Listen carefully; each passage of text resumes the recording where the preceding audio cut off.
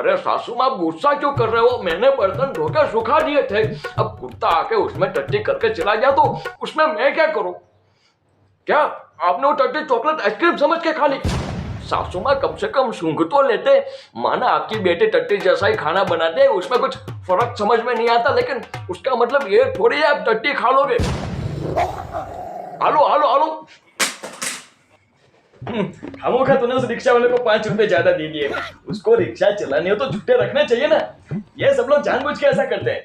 आप ही बताइए गुड़गुड़ जी। अरे गुड़गुड़ जी नहीं, गुणगुण जी। हाँ गुड़गुड़ जी, आप ही बताइए। आप इतना बड़ा कॉलेज चलाते हो, छूटे रखते हो नहीं रखते हो? रखते हो ना, आप छूटे पैसे रखते हो ना? हाँ रखते हैं। हाँ तो ये जरा 20 रुपए के छूटे देना, कल जाते वक्त जरूरत पड़ेगी ना, वरना फिर से 5 रुपए ज्यादा दे देगा।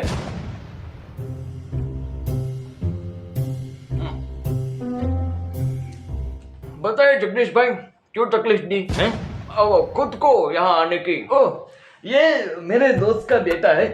इसे आपके कॉलेज में एडमिशन करवाना है, मोहित और कमलेश के साथ। क्या नाम है बेटा तुम्हारा? बंटी। बंटी नाम है इसका।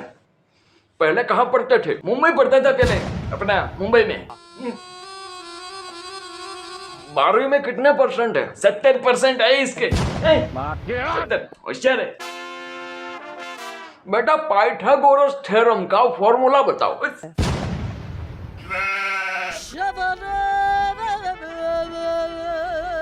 बोलिए।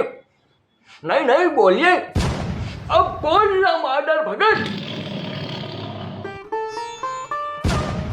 जगदीश भाई आप थोड़ी देर बाहर बैठेंगे? चाहे मुझे इसका इंटरव्यू लेना है। जैसे इंटरव्यू खत्म होगा मैं आपको बुला लूंगा। अच्छा ठीक है। देखो बेटा, बिल्कुल घबराना नहीं, ठीक है? शांति से इंटरव्यू देना। ये बुड़बुड़ जी बहुत अच्छे इंसान है। मैं बाहर बैठा हूँ, ठीक है? तो बेटा क्या नाम बताया अपना? बंटी। अरे पूरा नाम बताओ यार। सर चलेगा, ये सब जगह यही चलता है। ऐसा नहीं होता, मुझे इसमें लिखना पड़ता है। पूरा नाम बोलो। बचेंद्र लाल, सत्येंद्र लाल, उमेश चंद्र नारायण, यशवंत प्रताप नारायण, हरिवल्लभ दास टिंडेवाला। बेटा यार तुमने अपना नाम बताया पूरे मोहल्ले का? नहीं सर, ये अपुन का ही नाम है। पप्पा का नाम तो भी बाकी है। पप्पा का नाम है श्रीमान बंटी भाई टिंडेवाला। टिंडेवाला ये कैसे सुनने में? टिंडे बेचते हो क्या? नहीं सर जी, वो क्या है, अपुन के दद्दू अपने जमाने के जेलर थे, तो वो कैदियों को टॉर्चर करने के लिए टिंडे की सब्जी खिलाते थे, तो उसी के ऊपर से ये टिंडे वाला ऐसा नाम रख दिया। इंटरेस्टिंग। तो बेटा मैं तुम्हें कुछ सवाल पूछता हूँ, तुम्हें उसका जवाब देने होंगे, ठीक है? नहीं सर, अपना स्टाइल थोड़ा अलग है। अपुन आपको 3 सवाल पूछेगा, अगर आपने उनके जवाब दे दिए तो अपुन आपके सवालों के जवाब देगा। I like it. पूछो। पहला सवाल, हमारी बॉडी में 75% पानी होता है, राइट? तो जब हमें चोट लगती है तो खून काय को निकलता है, पानी क्यों नहीं? क्योंकि बेटा वो पानी खून के साथ मिला हुआ होता है। तो फिर ऐसा बोलो ना, 75% खून होता है, पानी ऐसा काय को बोलते हो? दूसरा सवाल, एक बात बताओ सर जी, अब उनको लाइफ में आगे बढ़ने के लिए पुरानी बातें भूल जानी चाहिए कि नहीं? भूल जानी चाहिए ना?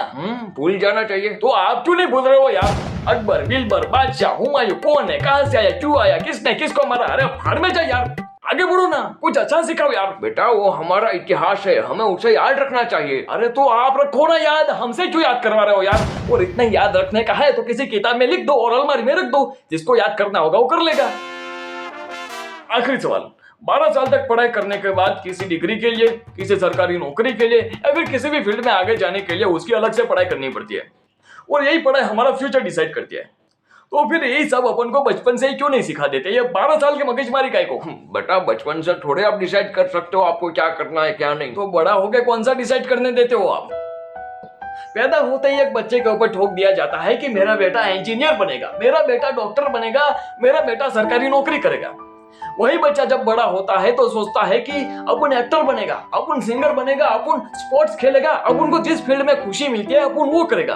लेकिन तभी माँ बाप क्या कहते हैं? नहीं, मेरा बेटा तो इंजीनियर ही बनेगा, मेरा बेटा तो सरकारी नौकरी करेगा, मेरा बेटा वही पढ़ेगा जो सामने वाले शर्मा जी का लड़का पढ़ता है। अगर आपने सब कुछ पहले से ही डिसाइड कर रखा है तो ये 12 साल की मगजमारी काय को? बचपन से हमको ये सब काय को नहीं पढ़ाया? बेटा बड़ी बड़ी बातें करने से कुछ नहीं होता। तेरे पापा ने तुझे इस तरह क्यों नहीं पढ़ाया ये बता। पापा को कभी अपन के लिए टाइम ही नहीं मिला। अच्छा, ऐसा क्या करता है तेरा बाप जी? अपने बेटे के लिए टाइम नहीं मिला? पापा का मुंबई में बहुत बड़ा कसिनो है और पार्ट टाइम में उसी कसिनो में हारे हुए पैसों की वसूली करते हैं। सीधा सीधा बोलो ना, गुंडा है तेरा बाप। और जब बाप गुंडा हो तो बेटे से क्या ही एक्सपेक्ट कर सकते हैं? एक बात कान खोल कर सुन ले, ये मेरी कॉलेज है, यहाँ मुझे डिसिप्लिन चाहिए। ये गले में चेन, ये टोपी, ये सब घर पे रख के आने का, ये छपरीगिरी यहाँ नहीं चलेगी। क्या बोला तू अपन को छपरी बोला? अपन को तू छपरी बोला? अबे केले के छिले हुए छिलके, अबे केजरीवाल की सस्ती औलाद, अबे छोटे भीम की छिली हुई चड्डी, तू छपरी बोला तू अपन को? देखो, इज्जत से बात करो। अबे फाड़ में गई इज्जत। अपन को बोला तो बोला, अपन के पप्पा को तो गुंडा बोला। अपन को कुछ भी बोलने का, पप्पा के बारे में कुछ नहीं बोलने का। तू अपन के पप्पा को गुंडा बोला, बहुत भारी पड़ेगा तेरे को ये। अपन का नाम है बंटी, दिमाग से पूरा संकी। धमकी दे रहा हूँ मुझे?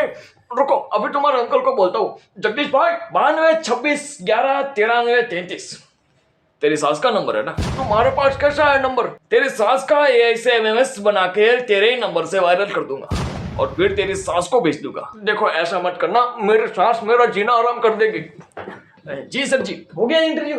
जगदीश भाई, सॉरी, लेकिन बंटी का एडमिशन 92 26 11 हो गया, कंफर्म हो गया, वो भी बीच में अच्छा डिस्काउंट के साथ हो गया है। ओ थैंक यू सर। जल्दी मिलते हैं सर कॉलेज में। चलिए बुनबुन जी, मिलते हैं फिर।